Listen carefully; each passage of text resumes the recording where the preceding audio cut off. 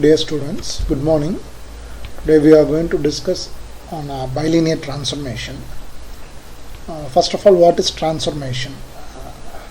We can name it as function also. Function means it maps one quantity to another quantity. Maps means it changes. It changes one quantity to another quantity. In day-to-day basis, mixer jar is a very simple example for a function.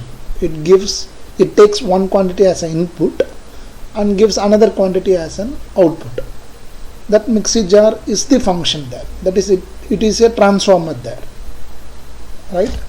Now we are going to see what is bilinear transformation. It is a special form of transformation. What do you mean by special form? Means there is a condition imposed.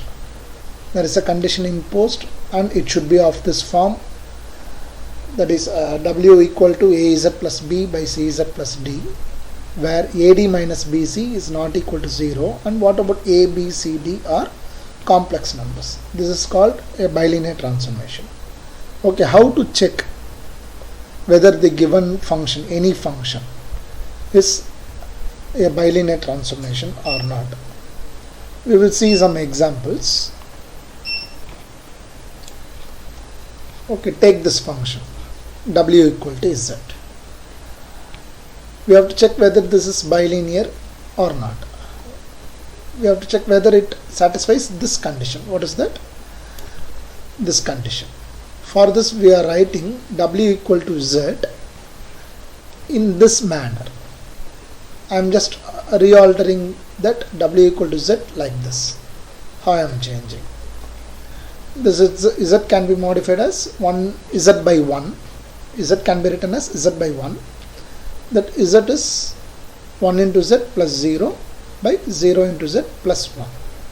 So on simplifying this, you will get Z. To find out A, B, C, D, I am writing in this format. Why I am finding out A, B, C, D? To check whether AD minus BC is not equal to 0. Why? Because that is what the condition for a bilinear transformation. So W equal to Z, we can name it as a bilinear transformation. We are checking another function, W equal to Z square. This is not a bilinear transformation. Why? Because it is not in that format. What is the format given? Just check it out once again. See, W equal to AZ plus B by CZ plus D. The function, the variable which you are taking as input. Here the input is Z and the output is W. The Z is what you are taking as the input. That power should be 1, not 2 or 3. That is linear. Linear means the degree must be 1. So the transformation which we are discussing now, W equal to Z square, is not a bilinear transformation. This is what the reason I have mentioned. The degree of Z is 2. Now I am considering the transformation, that is constant transformation. What is constant transformation? First of all, whatever you are giving as input, the output will be the same. That is what called as constant transformation. That is W equal to K. Again I am modifying that K as K by 1. That is 0Z plus K by 0Z plus 1. Here A, B, C, D, and the values were 0, K, 0 and 1. Here AD minus BC, when you are finding out AD minus BC, you are getting out 0. Therefore, any constant function is not a bilinear transformation. Right? Okay, we will take another look on what is the bilinear transformation. Again, a quick look. The transformation of the form W equal to AZ plus B by CZ plus D, where AD minus BC is not equal to 0, and what are A, B, C and D were complex constants, that is called complex numbers. This condition is very, very important, that AD minus BC should not be equal to 0. Then we refer that transformation as bilinear transformation, and we have considered some examples as well as non-examples. Now we are going to discuss what are the fixed points. What do you name as fixed points or invariant points? By the name itself we can arrive at some conclusion. Fixed points or invariant points are those points which won't vary, which does not change its nature, which does not change its identity when you are giving to some function.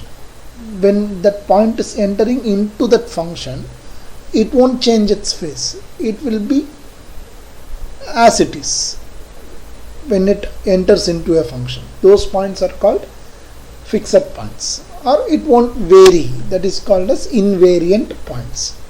Okay, for a bilinear transformation, how we are going to find out the fixed points? For a bilinear transformation, how we are going to find out the fixed points? Not for bilinear transformation, for any transformation you can put W equal to Z. This is the very simple ideology, mathematical ideology. For W equal to Z you should put. So for a bilinear transformation, the maximum number of fixed points were 2. That is what I have mentioned. The number of fixed points were at most 2. Okay. We are giving out 2 problems in this. We are going to find out the fixed points of the transformation W equal to Z plus 1 by Iz and W equal to 1 by Z. This one is very simple. W equal to 1 by Z.